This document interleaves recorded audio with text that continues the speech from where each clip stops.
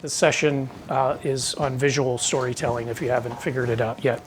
And the reason I wanted to do this is because sadly, as reporters, we just don't think visually when we prepare to present our work. And I say sadly because images, as these two photographers know, carry a sense of place and emotion that often words just can't do justice to.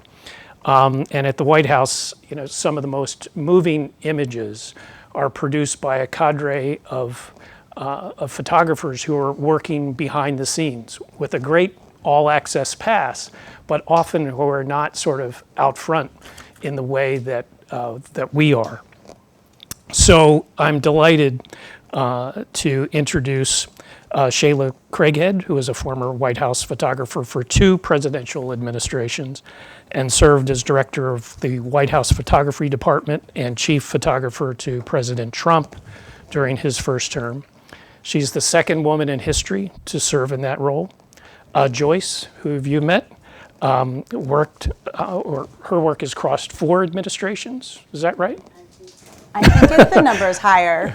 You think so? And I also covered Clinton as a news photographer. As a news photographer. As an official White House photographer, her work was with the H.W. Bush administration? I was an assistant. I was young, yeah. Okay. I wasn't an official photographer until George Bush 43. 43. Mm-hmm. And Barack Obama? And I carried into Barack Obama for a few months, and then I came back and worked with Shea. And then, yes, and Donald Trump. Her mentor and her father, Harry, was a decorated photographer for the Washington Post for decades. So I will turn it over to Joyce to start it off. And as always, raise your hand when you have a question. Okay, so I mean, one unique experience I had over, like I said, I started at the White House in 1988. I was 20, I was an intern during the last 3 months of President Reagan's administration. And this actually is the first time I was in the Oval Office for a transition. So I've been in the Oval Office over, maybe 3 or 4 transitions, documenting. And it's just by chance. I mean, the stars align. You know, I feel like so many things in Washington or in our careers just happen because right place at the right time, you meet the right person or the right opportunity opened up. So these are kind of an interesting look at the Oval Office that people don't usually get to see. And this is on January 20th in 1988. This is when, or no, 89, I'm sorry. This is actually during the inauguration ceremonies when Clinton is being sworn in. We could actually hear him being sworn in outside on the loudspeakers as they carried through DC. Here they're building the Resolute desk for Clinton to use. As you see, they're just preparing it for the incoming president. The Oval Office has the residence has about 2 to 3 hours to get the White House ready for the incoming president. This is a day when Obama came to the White House for the first time with Mrs. Obama, just soon after he won. This will give you an idea of the kind of images that we have, our daily schedule at the White House. Every day is different, very interesting and very historic. This is when Laura Bush invited Mrs. Obama up to the private residence, and I had to photograph their meeting. And, you know, it's a little tense when you come off of an election, right? Everyone's saying it's a little negative at times, and although I know they're all friends behind closed doors, but I went and I shot one click, and Mrs. Bush is like, "Thank you, we're good." You know, I'm like, "Oh shoot, I hope that turned out." And fortunately, it did. And this picture, for instance, the White House photographers might take a picture in a private setting like this, and they may decide to make a news release, and it did get a lot. This picture did get a lot of play because of the access, really. This was in the evening when the Obamas took a tour of the private residence for the first time and met the butler, Ramsey. This is on January 20th, and again in the Oval Office. Here they're switching the paintings, the decorations, and all this goes to a warehouse in I think in Maryland somewhere. Undisclosed location. Classified information. And I did have to go once with Laura Bush. She was going to look for something, and there's like FDR's rocking chair, or Kennedy's chair, and it's just this. It's a treasure. Everything's a treasure in there. But presidents will bring back rugs that were used by past presidents. I think like Biden just used. I think it was Clinton's, but so they can choose to use old rugs. They don't take it with them to the libraries. You may have gone to a presidential library. If you ever do, they have a replica of the Oval Office. That's not the original. The original is here in Washington and in storage, or else in the White House. This is, of course, another transition. This is January 20th, 2021. He's getting on the helicopter, and 10 minutes later, they're flipping the Oval. On the day that Trump was departing from the helicopter, Joyce and I were the two photographers I signed to the departure. And out of our photography team, I had moved, positioned the other photographers to be at Andrews and then on Air Force One. And when Joyce took the position of just right outside on the south lawn, right outside of the door, and I took the position all the way down the other side of the south lawn so that I could have the White House in the background of the helicopter. And Joyce has this really awesome shot of the red carpet and the President and Mrs. Trump walking out.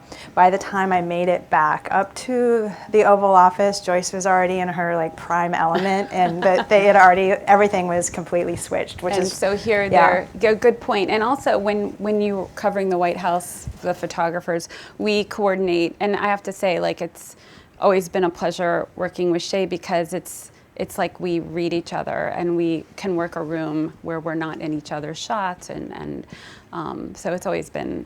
I mean, it's like there's a chemistry and a formula, I feel like. So again, this is in the Oval. They're rolling out the rug for Biden, and that's basically a transition. They, like I said, they flipped the day. They flipped the Oval in just a few hours. This is, you mentioned your grandfather. So my father was a Washington Post photographer. He started in 1959. He passed away in 94, still working. I mean, he was in the Oval Office a day before he died, covering President Clinton's address to the nation. Actually, he actually, I think, didn't cover that night. He let Bill O'Leary go and cover it, because he hadn't been in the Oval as much as my dad had. So he's like, Bill, you take this one. But nevertheless, he was working till the last day. So this photo is a very special photo to me.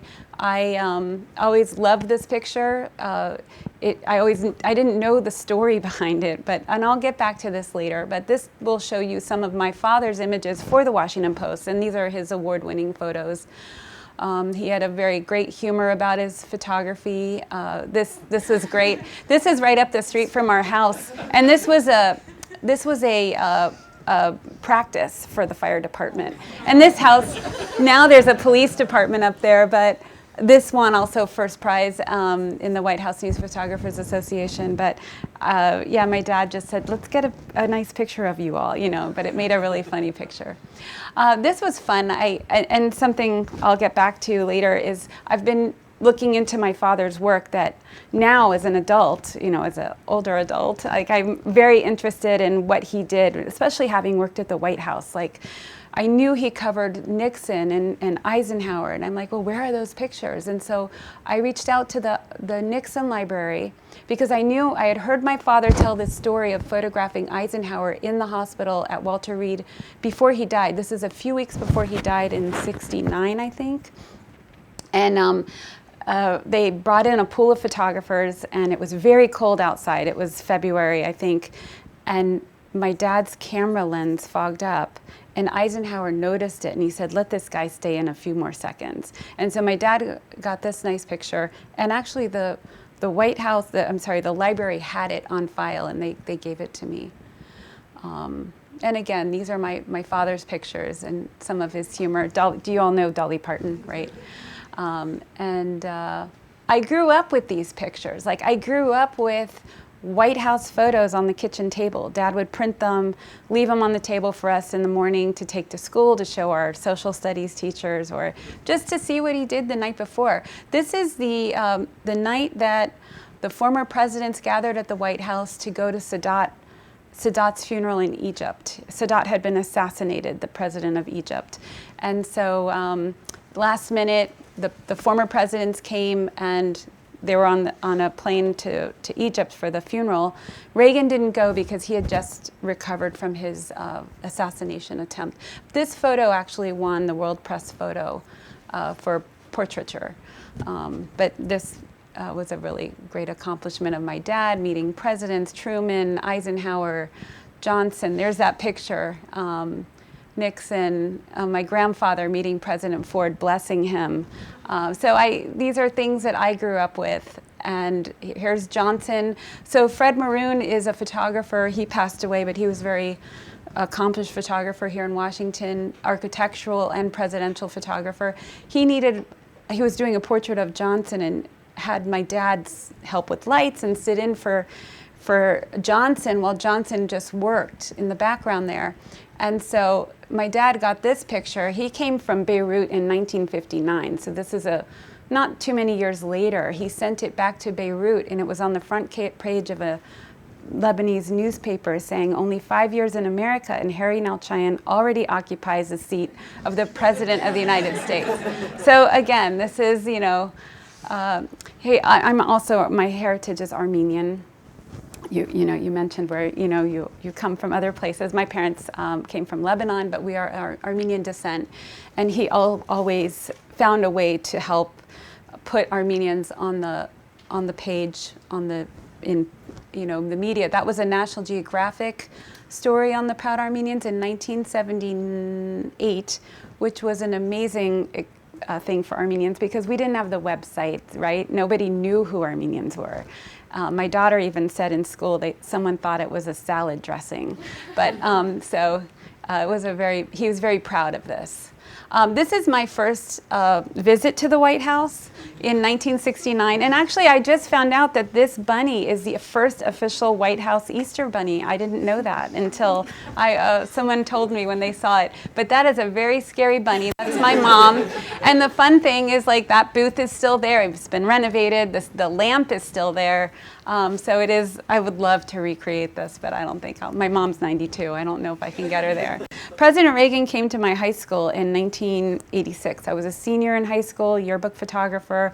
This was like the bomb, right? That's such an outdated word probably, but I was so excited. Those are all my high school classmates, and I really caught the bug this day. And I remember my dad coming by the post, taking my film, and I'm like, Dad, I want to do this. So I ended up getting an internship at the White House, thanks to my dad and to the photo office. I was 20, and but I helped with covering events. I had some skill of photography, and I learned from the photographers at the White House and also just people at my father. That's Queen Elizabeth. This is a state arrival during Bush 41. So when Reagan left the White House, Bush won, I then was hired as an assistant to his photographer. And this will give you an idea of some of the history I saw. Gorbachev, Princess Diana. I then, after my 4 years there, I went to AFP, Agence France Presse Wire Service. I was a news photographer at the Washington Bureau. I was a stringer for 2 years, and then I was hired as staff. And I loved doing the feature photography. I covered the White House. That was before the Monica Lewinsky. This is after the Monica Lewinsky. And then I went to the Bush White House. I left AFP because I had 2 kids, and I was called to come in and fill in for Laura Bush's photographer, who was going on maternity leave. But I ended up covering a good amount of the president. And that's when I met Shay. She then was Laura Bush's photographer, and I was helping support the president's photographer. Here's George Bush cycling. This gives you some idea of, we're official photographers. We're also doing a little bit of family photography here. This was kind of neat to see a father and son goofing off. and sometimes you're a dog photographer. Yeah, that's the Easter egg roll. And the funeral of Ronald Reagan. This is the funeral procession. This is the laying in state of George Herbert Walker Bush. I worked with Mrs. Obama. As I said, I carried on over into the Obama administration, and I photographed her for a few months before I left. I had 3 kids at that point. Then I went back and worked with Shay. This was a very interesting and unique experience. I mean, it's every day is like, did I just see that happen? And you did, you know, and it's really an honor. Yeah. This day, the Clemson team was coming to the White House and the government was shut down. So President Trump's like, just he sent, I think it was $5,000 worth of fast food. And I mean, they ate every piece, they ate every bit of it up. There's Shay. This is a address to the nation. I think this is the day he shut down the government, I mean, everything because of COVID, the COVID shutdown. This was really interesting. So this is when George W. Bush is president on this day, at this time, and I was one of his official photographers. He invited Obama to meet the former presidents, have lunch with them 2 weeks before he was inaugurated. So this was this was amazing, seeing former presidents just walking around the colonnade. And this was a more historic, I think, photo that I was present for. At this moment, Bill Plant with CBS asked Obama what he learned from the mistakes of the men standing next to him. And it was like, okay, could you just be a little nicer? But, you know, I guess that's the job of the press sometimes, right? But this was really special. And of course, I connected with my dad's picture for me. Also, just working at the White House, it's not about only the president, it's about the people that make that place work. And you have the National Park Service. You know, it is a national park. This is here, they're bringing in a 16-foot tree for Christmas. He was Reagan's pastry chef. This is 1991. Hans was his name. You have Roland, who actually recently passed away, and the pastry chef. Bill, pastry chef for the Bushes, and Susie. And then you have the butler. He retired after, like almost 40 years. The florist, the electricians. You have amazing people there that are doing their best to make it like the top, an amazing place. Getting back to the picture, and how are we doing on time? I think I can do 5 more minutes. Okay, I'll try to do 5 more minutes. So I was speaking somewhere a couple years ago, and it was a virtual thing because we were still coming out of COVID. And a woman in the audience saw this picture in my presentation, and she said in the audience, she's in this picture. And this is in DC. And I was like, you're kidding. I want to know about this picture. So she invited me to her house about a week later. It was Betsy, and she invited like 5 other people in that picture. 2 people called in, one from San Diego, one from Pennsylvania on Zoom. So we were like 7 people from that original photo. And they had never met my father. They had the AP Daybook just saying there was this group having breakfast on the mall at dawn. They were a group of friends from Georgetown, but actually they didn't live in Georgetown. And so the editor must have said, Harry, go take a look at this and see what it looks like, see if it makes a picture, right? Because that's what we do, the photographers. Your editor will say, this sounds like it might make a nice photo, go take a look. And so he did take a look, and he did a really nice picture. The Washington Star was actually there, but shot it from the other direction, but it didn't get as much play. So they had photo albums. They brought out the dress that they wore. These 2 people, this woman is in Pennsylvania. She's showing the dress. And then they showed me their original photos from the breakfast. They were just a group of friends that wanted to give their one friend, Janet, it was her birthday. And they did these outrageous fun things. Like, they're your age, right? They're in their 20s, starting their career out. And they loved doing over-the-top birthday parties for each other. And Miss Janet had just been diagnosed with breast cancer. So they really wanted to do something special. They were in tuxedos. They had a invitation. Later, I'm showing you this because this picture then was advertised in '96 with these photos. Look, you've got Neil Armstrong, Kennedy. I mean, this picture went viral when it was shot, and it was one of the top-selling images. They had clippings. I mean, these are so bad. I have to go find the originals, but the Pittsburgh Press, the Sarasota Herald Tribune, even Montreal, no ham and eggs at this breakfast. So it really made a nice story. This is the original paper, 1974. It made the front page of the style section. And so the Washington Post, I told them about it. I pitched the story to Teresa Vargas, who's here with the Post. Yeah, so I don't know if you know Teresa. Yeah. And Marissa Lang wrote the article. Anyways, Dudley Brooks in the photo office said, you've got to recreate this. And so we did. They agreed. At first they were like, no, we're not going to do it. But they agreed, and I went, I rented chairs and tables, and my kids set this up. And they came, and they brought their dresses. She came from Pennsylvania.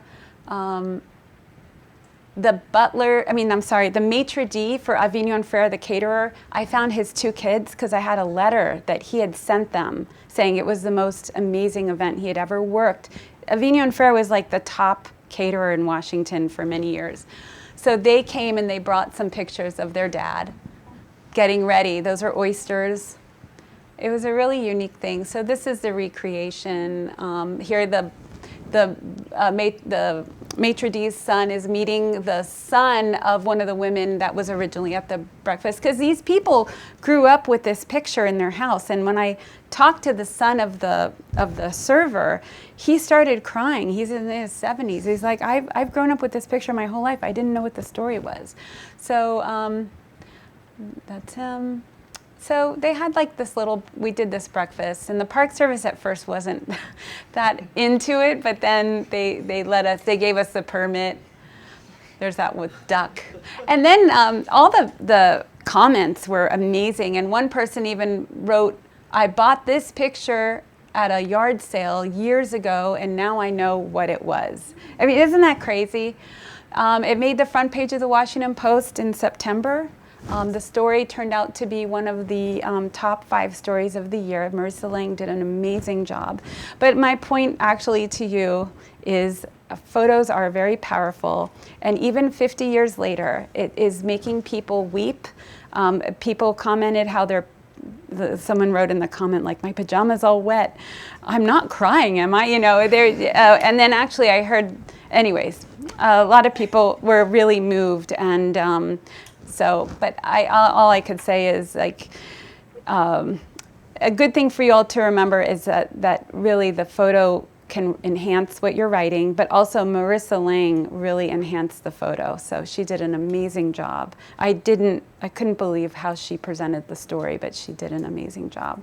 So that's my presentation. I hope it wasn't too long. So I'll just kind of start. The photography for me came from a very young age, I guess. But as I was going through the images, I started to think about storytelling in my life and how it can relate to you guys. And so when I looked back on my childhood, I remember we always had cameras. We had a variety of cameras. We had the 110s, we had a 35 millimeter, and I would take photos, and then I would glue them into paper, and I would write up these random stories. And my mom has them in her chest. And when you go back, and I encourage you to go back into your lives and think about, what were you doing as young kids? How was storytelling starting to influence you? And so this is me at 3. And let's see. I'm going to go back here. I'll let you give me a thumbs up when you're ready. And And it became very clear to me in my journey of photography that I was always kind of destined to take photos or tell stories or in some capacity. But what the point of that is, it's fun to see how that unfolds for each of you in your life and in uniquely. My family I grew up in Indiana, and then we moved to Connecticut, and through a series of events, my dad opened up a photo lab. And that was my first job at $3.48 an hour before taxes at 12 years old. And that's kind of how I learned the lay of the land with photography. I learned I didn't like slide film, E6, because it was too concrete and it didn't allow any longitude, latitude. I learned that I liked negative, black and white, and color film because it gave me a little bit more room to play, but I didn't like being in the dark room. So that's still true today. Should I go back? Can we go back to the first one? Okay. Got it. So my mom took this, Kathy, and we learned later how true it would be. So I was looking at a photo and I thought, how did I go here at age 3 with a diaper but holding a camera to here at age 40 running back from the side of North Korea to the South Korea in the DMZ zone? And I thought, literally 40 years later, what is up with that? So here I am. This is what I learned from this experience. Oops, where's the... So telling a story is a little bit trickier, perhaps with photos, than words, because you get sometimes one chance, right? In this case, what we were told was he's going to step over the center line. They're going to shake hands, turn and see the press, shake hands, and then come back over the center line. So this is the line for the DMZ, right? We have South Korea, North Korea. And so that's the briefing you get. And I'm standing on my stool, which is another story. And so I'm standing on the stool in the center there. And above, and then next to me is the videographer from the White House. And below me is my North Korean counterpart photographer. And so this happens. And I'm seeing them walk. I'm seeing them, they have a brief conversation. This is their third meeting, P.S. And then he starts walking over. And you can see that Kim is saying, hey, if you keep going, you'll be the president who steps over into North Korea the furthest. And I mean, this guy likes a good challenge, so why not? So here we go. And I see him go through my lens, and I'm standing there going, oh my gosh, and he's out of my lens. Make a split second to decide which way you're going. And so for me, what's the story? The story is about the photo of him on the other side, which is a little bit out of sync, but anyway, it's the photo of him, President Trump and Kim Jong Un walking all the way on the other side of the border. And so I had to make a split second decision to say what would tell this story. And the story is how far he's walking into North Korea. So I jumped off my stool, and I already see my counterpart on the other side, and typically a counterpart would say, hey, let's go. But I recognize that in North Korea, they do things a little differently, mainly because I don't think they're aware, right? Like, we have the gift of awareness of how other countries work, of how our neighbors work, of how other publications work. And so I ran across the border and got in line with him, only to be like jockeying for that position. And he was none too pleased with me being there. So we did a little elbow off, I got my shot, and then we're running back. And here's my counterpart, and I'm trying to run ahead in order to get in front of these guys to get them now the photo of them walking back. Now there's a whole press pool of international press, which are none too pleased with the photographer running in their view. So, and fair enough, because here's the thing, everybody has a job to do. You have a story to tell. The White House photographers and team have a story to tell. So I always tried to be, in my style, as unobtrusive as possible so that everybody could do their job. It's not about me, it's about history, it's about the president, it's about the team on the ground, and it's about making sure that I am the least obtrusive person. I just need to get my shots and get out. So I ran back, dove on the ground, and then they start walking through. So I'll back up. In college, So this was my dad and his Scout, and that was his the photo my mom took that kind of sealed the deal for me once I got of age to understand what was going on. And my dad opens up a photo lab. I start to learn about photography. It wasn't until college that I was studying. All right, so truth is, I went to 3 colleges and I had 4 different majors. So the zigzag path is different for everybody. Like, there's no one way to do it. And on my senior year in college of my second college, my mom said, you maybe want to take a look at your career path because your grades are suspect. And she was right. I was getting all A's and a couple of B's in my photography and art classes and 100% failing in all my business classes. I mean, proud F student right here. So I said, fair enough. I looked around and I thought, photography, I can do this. I called some colleges. I ended up at the Art Institute of Boston, which is now merged with Lesley University. And I felt very strongly once I got there that I wanted to create a portfolio that would be able to be utilized. Like I like fine art, but I didn't quite get it. Like, how do you use that in the real world? You know, I liked sports photography, but I didn't know anything about it. I knew war photography looked really sexy, but I also valued my life, and so that wasn't going to be me. I called up the Boston Globe, and I said, hi, I'm new in town. I had to start back in my sophomore year because I missed all my art classes, and I said, I'm curious about being a photojournalist. I don't know what you do, but it looks really cool on the outside. Can I shadow one of your photographers for a day? And I got a hold of Jim Wilson on a Wednesday, and Jim, who's the deputy director of the photo department, said, yeah, come on in on Saturday. So I came in on Saturday, and I met up with Evan Richmond, and we covered everything. We did a fire, we did photography of a food, of a nun, of a whoever else, and it was the best day of my life. And kind of like Joyce, like I knew in that moment this was for me. I didn't know how and I didn't know what, but I loved that Evan was able to do 5 different things in an 8-hour job and work with a reporter. And I thought that was so cool to have that tandem, you know, back and forth communication and creativity to be able to work with a teammate. So after that, I did everything I could to train myself, to get experience. I mean, I barely made it to class. I was going to Boston College and Harvard. I was photographing sports photography when I could. I rode around with any photographer at the Boston Globe that would let me sit in their front seat. And then in the meantime, I was back over at BC taking photos, which eventually worked out. And I would go in on Sundays and sit with the photo editor because I wanted to know how the photo editor and the photographer communicate. Like, how does the photographer know what you're looking for? Because it seemed like the photographers were just on their own. And I thought that was a really cool concept of how the reporter would be able to say, here's what I'm writing about. And the photographer would then take that context and go, okay, here's the photo I'm seeing. And would that work? And so eventually I was hanging around long enough.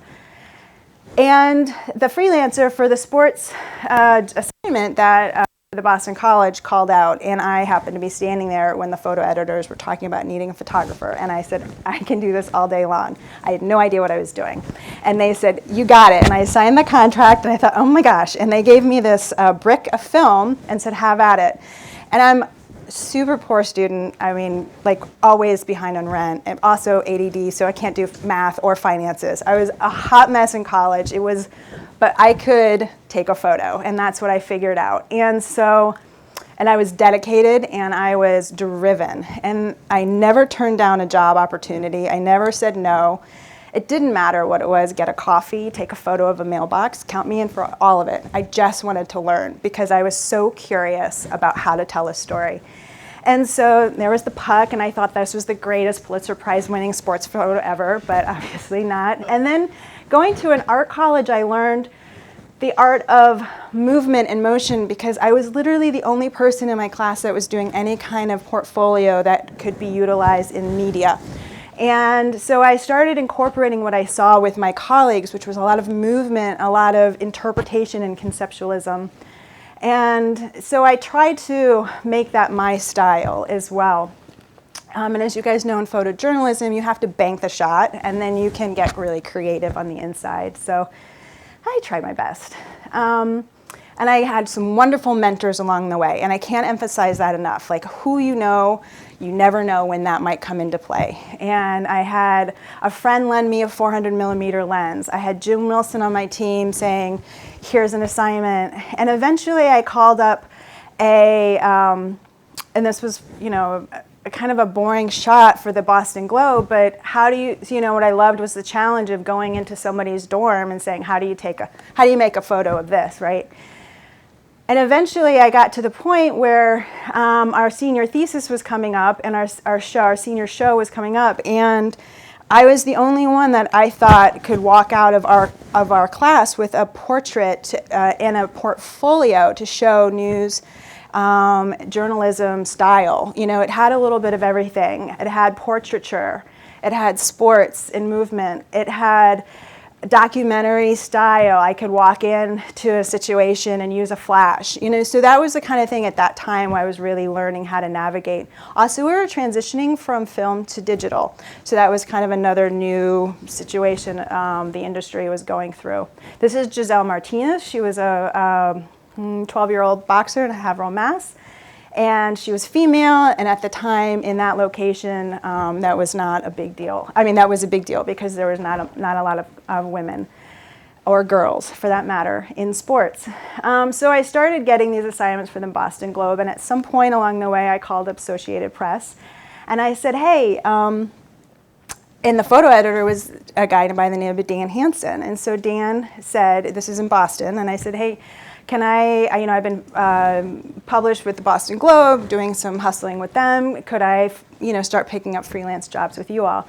And he said, yeah, but you have to go out and find one of our photographers, and you have to shadow them for a couple of times so that you know how we work. And I said, cool. So that night I went to Boston College, and I sat on the basketball line, and I scanned, and I was looking for the AP photographer, who turned out to be a very tall black gentleman by the name of Lawrence Jackson. So Lawrence and I go all the way back to, it was like early 2000s. And so I walked up and I said, hi, are you with the AP? And he said, sure, I am. And I said, hi, I'm Shay. I will be writing with you for the next few days. And he had no idea what was going on, and then we became the dearest friends.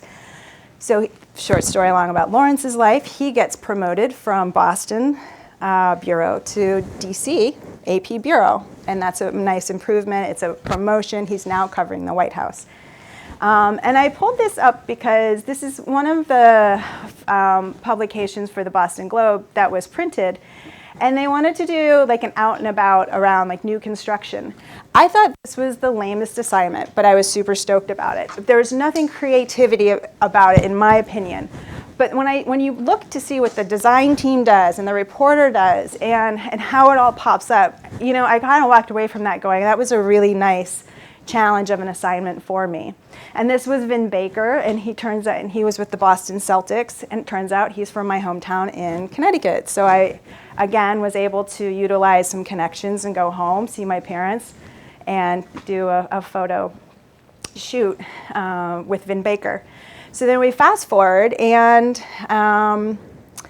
Lawrence, I come to visit him in DC, and he shows me around, and I said, hey, if you know of anybody, I think I'm ready to move out of Boston, and I'm looking to, move to New York. Seems a little big. DC seems like a good-sized city. I don't know anything about it. And he said, sure, I'll keep my ears open. And 2 weeks later, the photo editor in the Bush administration, Bush 43, said, hey, we're looking for a staff assistant. And that's how I got the interview. It was crazy. So again, it goes back to networking, completely random, but also being able to pivot, hear your instincts, and go for it, taking every opportunity that you possibly can. You can always say no later, but you can't say no later if you've already said no. So I interviewed for that position, and I started with, interviewing with that position for a staff assistant making about $15,000 a year. I ended up with a photo editing position for the vice president's office making $30,000 a year plus insurance. So I thought I was living large. And so I took the job, and that got me in the door. And again, I didn't know anything about politics. My dad had to give me a background on who's the president, what what everybody does, Secretary of State, the whole shebang. I learned quick. So in 4 months into it, Mrs. Bush's photographer, who had been on maternity leave that Joyce had been covering for, decided to tap out, and it's a very grueling job. You're on somebody else's schedule for your entire time that you're there. It's really hard to set boundaries on personal life, time off, and all that kind of stuff. So Susan tapped out, and a position became open. I popped my portfolio in, and I got the job. I had no idea what I was walking into. And I was really surprised that I got the job, but once you're in, you're in. So another good lesson there is to, again, take the opportunities, get your foot in the door, even if it's not the job that you were thinking you originally wanted. So with Mrs. Bush, we traveled, I think by the time I was done, so this was now 2005 to 2009, I logged in over 50 countries with Mrs. Bush. We went to Africa, we went to India, her initiatives were education, her literacy, women's studies, her dogs. Sorry, I think that goes down a little bit further. Anyway, to Joyce's point, she loves her pets, and sometimes you're a pet photographer, sometimes you're an event photographer, sometimes you're, we're missing Dale, sometimes you're a wedding photographer, sometimes you're, thank you, sometimes you're, you're a little bit of a sports photographer.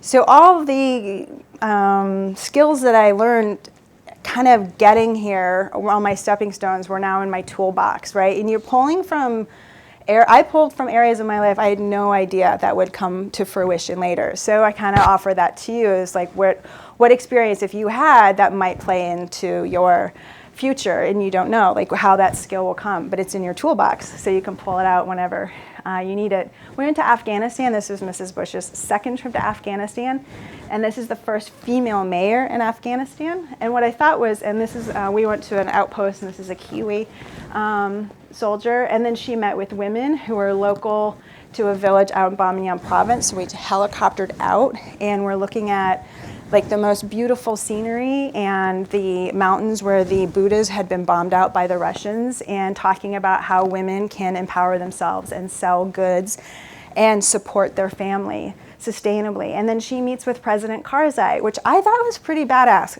Is that okay? She's a female, she's the first lady, and she's meeting with a president of the country and holding court. I mean, I had massive respect for her, but every time that she did something like this, it like elevated to the next level, and she's so well respected in this role. It really was a wonderful role model for myself and the women and the people around her. We were in the Middle East quite a bit, where we're talking about women's health that wasn't talked about. So how do you tell the story in one photo that you're in the Middle East talking about women's health? Literacy in Korea or Japan. And then her daughter gets married, so now you're a wedding photographer as well, and that was pretty special. And then, as the term was coming to a close, I was asked to join the the 2008 presidential team. It was John McCain and Sarah Palin against Obama and Biden, and I loved my job. I mean, it was September, I only had a few months left. I adored Mrs. Bush. I wasn't ready to go anywhere. And Mrs. Bush said, if you haven't done a campaign, Shealah, then you should go do this. And you'll have a job either way. Because if they win, then you have a job. And if they don't win, you can come back and you can still work with us. And I said, okay. So with her blessing, I was Sarah Palin's campaign photographer for 58 days from September to Election Day in November. And I'll spare you the photos, but there were a couple of publications that ran. I got to know she and her family very well, and I became their family photographer for a time being afterwards. Went to Saturday Night Live. She met with Bill Clinton. This is on the airplane with her daughter. I think talking to McCain, I'd have to read the caption. Here she's in Walmart picking up stuff for her newborn. She's doing speech training here. You can see there's Rick Perry back there. So it kind of was like, what just happened in my life? You're kind of like, but then how do you tell the story of 56 days in 10 photos, right? There's a lot behind the scene, Saturday Night Live with her daughter getting ready. Here's where she's in a meeting. You see her husband's off to the side there. She was a female, she was a mother, she was a wife, you know, she's a candidate, she was the governor. Pretty impressive, you know, to be able to document a person in that time of her life, you know, and here's the back. And then this was after the campaign ended and she was doing a book tour going rogue. That's her son there. And like, as I mentioned, so that led into being a family photographer for the Palins for a small amount of time. And, you know, being welcomed into their home.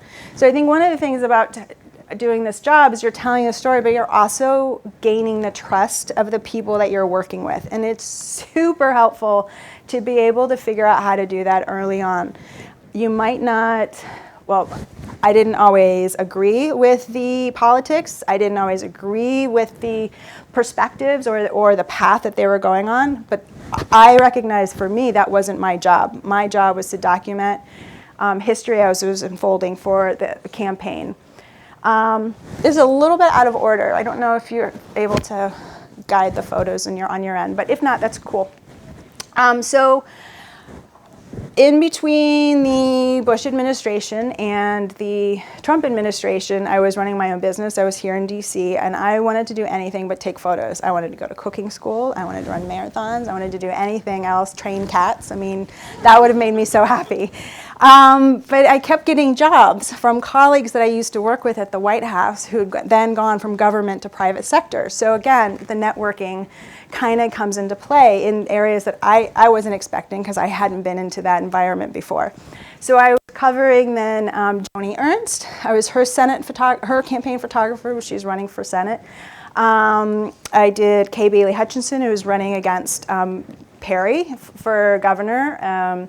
Rick Scott was running for governorship for the first time in Florida, so I was his campaign photographer, again, for 58 days on the road with he and his family in the campaign. And then a couple of other folks along the way, and then the last was Senator Rubio, who was running for his presidential campaign. I was his photographer a little bit while he was senator, and then as he was running for president, I picked up to be his presidential photographer. So again, and that goes back to networking with all those people along the way. And I got a call one day.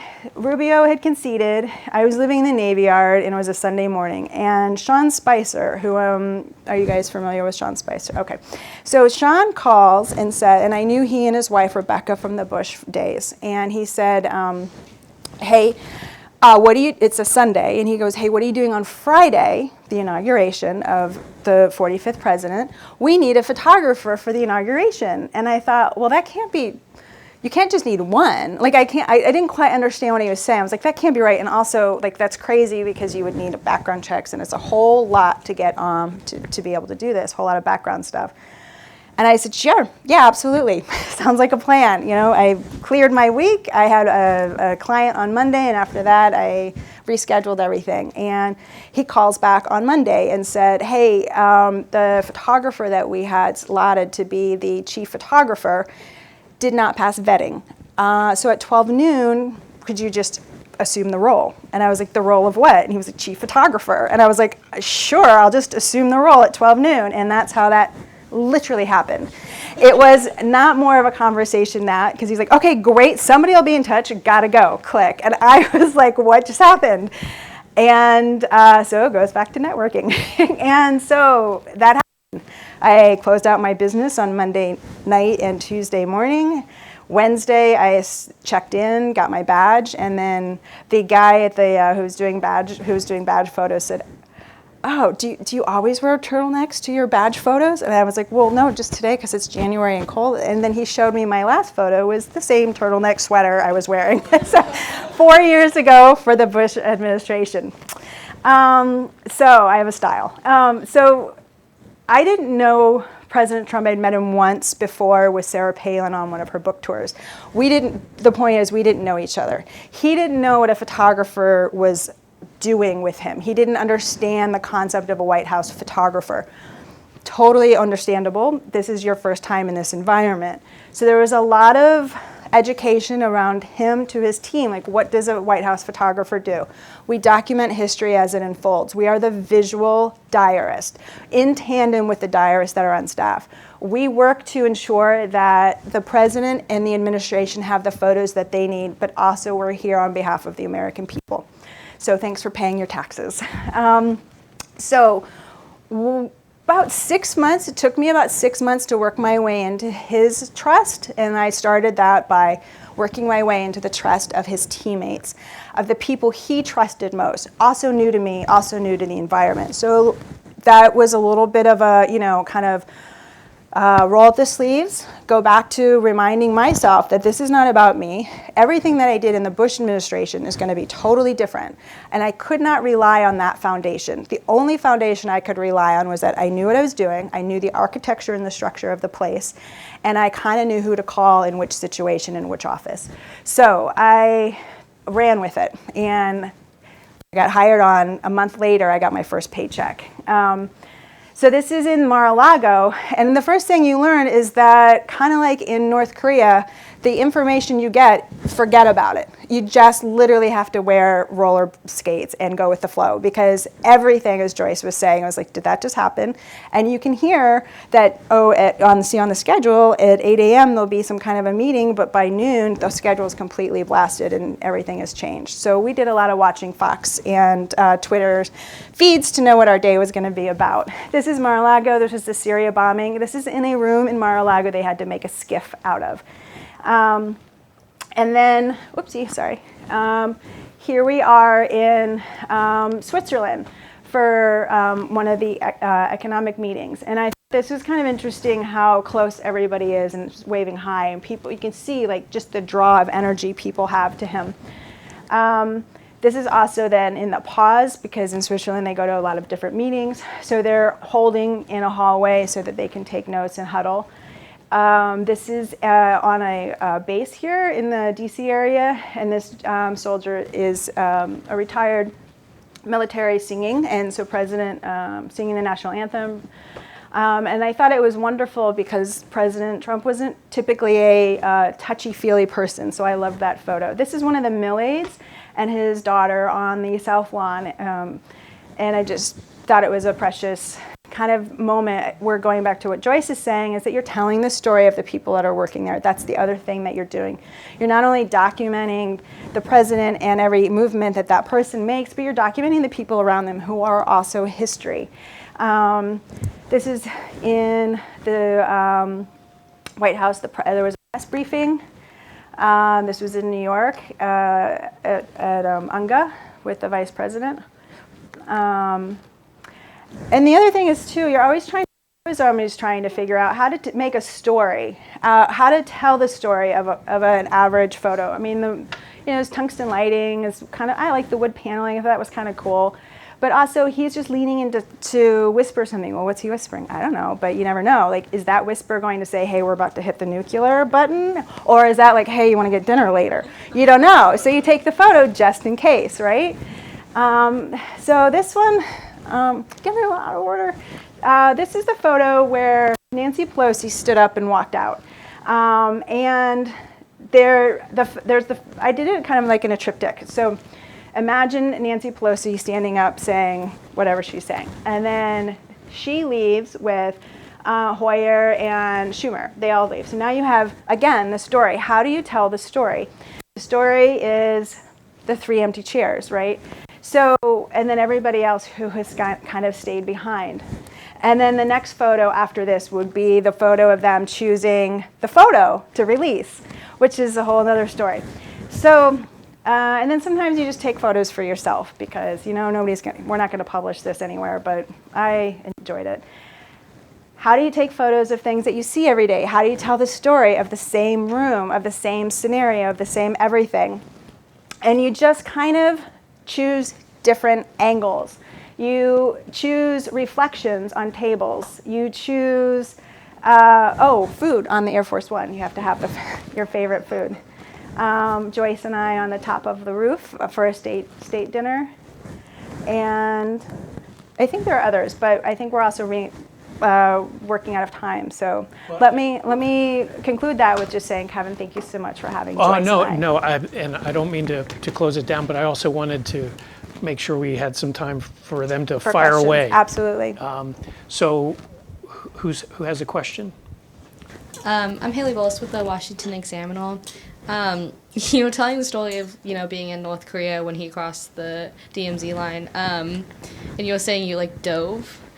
How do you, deal with situations like that where it's, quick thinking, you're trying to get out of the way, also not damage your equipment, I'm sure. That quick thinking to tell the story and be where you need to be? It's such a good question. I don't know that I have an answer other than I just follow my instincts. After 20, 30 years of doing the job, you just kind of follow your instincts. I don't think I even had a thought. The only thought I can remember for that scenario is that, how am I going to tell this story? And that was to run into North Korea. But I think I don't really care as much about the equipment. I'm pretty tough on my equipment. So I knew that, and then I have this clunky stool, which is so obtrusive, you can hear me coming from miles. And it was just a matter of putting out of your head, being shouted out by everybody, and knowing my only mission and my only goal is to make sure that that man has the photo he needs, because at the end of the day, I have to fly home with him and he's going to say, why didn't you get that shot? So that was kind of my main driver in making sure I got the shot and just kind of blocking everybody else out until I was down on the ground on the stone. So kind of instincts, following your instincts. We don't own the equipment. It's government equipment. Oh yeah, that's the other thing. If you actually watch the footage of Shay and watch it, she is actually very physical to get in there with elbows. Yeah, you gotta sharpen your elbows. Because they were not nice. I mean, the North Koreans were a little challenging for her. That's a good point. All of our equipment is government purchased, and so therefore every photo, every image you take is a government property. You can't delete any images. They're presidential records. They're presidential records. Yeah. Hi, thank you guys so much for doing this. Audrey Decker with Defense One. I'm curious how, you both have been doing this for so long, how the role or how photojournalism has changed at all just with social media and everybody now having iPhones and everybody can snap those pictures. Obviously, being in the White House, only certain people are allowed to be in the positions that you guys have been in, but how just broadly you've seen photojournalism change, I guess. Great question. Do you want to sell we were even speaking about this earlier, just journalism in general has changed, we, especially with going from film to digital and then social media, we'll take a picture and then someone with their phone will post it almost before we can get the card out of our camera. But Joyce coined the phrase "beat the tweet," and so we could hustle. We'd have to hustle a little bit faster. It comes down to education too. You had to offer education of why you want to use a White House photo instead of a cell phone photo. And in the beginning, everybody had their cell phones in the Oval Office, and you kind of have to. You can only say so many times, this isn't security. This isn't how you should do it for security reasons, until something bad happens, and then everybody goes, oh, okay, yep, no more cell phones, and then you kind of win the game. So it's the long game you're going for. But yeah, I think also for photographers, we do more. We edit. On the road, you have your laptop and basically you shoot. You're editing while in a motorcade or walking from the car to the airplane. You've got your laptop and you're working, but gives us a little bit more responsibility, more control over what photos we want to pick and present for consideration. But and I think once you gain the trust then that you will have the same images as Evan Vucci or Doug Mills or somebody else, then they start to dial back a little bit and say, oh, okay, we'll wait for Shay's, we'll wait for Joyce's photos. And then another quick question. I'm just curious the process of who picks what photos are released, and who decides that, and were there any discussions from the photographers, oh, this one's actually better, or the administration wants to release this one because it's shows the scene maybe in the way that they want it to be portrayed, and kind of how that dynamic works? Yeah, good question too. This is tricky. It's different with every administration. Typically, like the way it's kind of been done in the past is the photo editors will choose the photo and then present them to the press office, and then they choose. With us, with the Trump administration, it was choose the photos, then they would go to their social media person, which was Dan Scavino, and sometimes directly to the president. We'd give the president a folder of printed out paper prints every day, and he would choose if he liked. And one of the photos I wasn't able to show was actually the photos of Nancy Pelosi walking out of the room on the president's desk in the Oval Office, and Kellyanne Conway was saying why she liked this photo versus that. So you get everybody's opinion. I mean, at that point, it's not about me. I can say, yeah, I like that one, but it's kind of like, the loudest voice in the room wins. I mean, there's definitely a protocol, and it for any government agency, I think. So it's not like it's a little different than a newspaper or a magazine. Yeah, there's protocol in the government.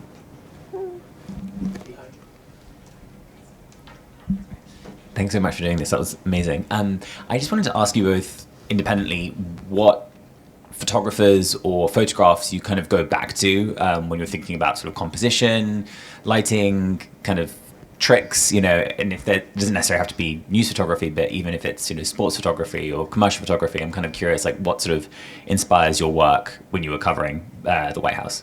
Oh, that's a good question. You want to go first?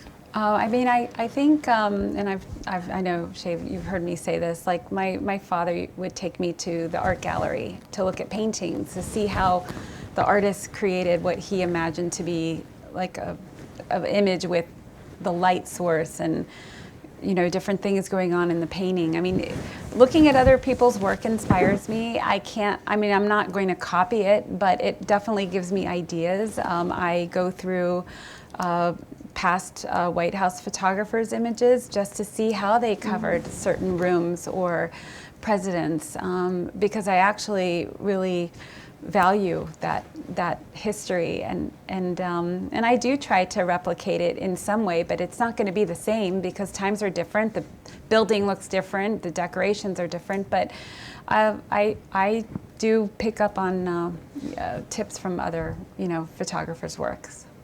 Yeah, I'd echo that. Definitely looking back, when you see a room, we'll take the Oval Office that's been photographed so many times from every angle, how do you do it differently? And so I would look back for inspiration from previous White House photographers, and in the press pool too. A massive shout out to the press pool, who gets like 2 minutes. Well, now they get a little bit longer, but they would get like 2 minutes in and out and have to make a photo that can be pushed out. And so I'd always look to see what they got as well. I think that was really impressive, because then we get a lot more time in the room to like really compose a photo.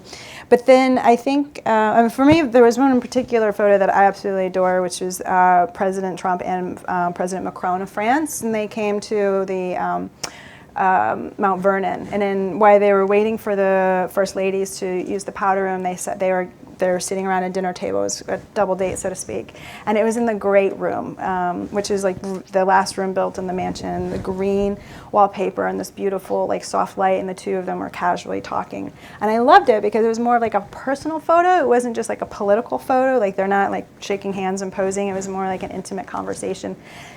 And I asked the curator as we were leaving, who was the last president to dine in here, and he said President Washington. And I thought, oh, okay, that's pretty cool. It was a little, anyway, I thought that was really neat. The history that goes along with that was really what stood out for me.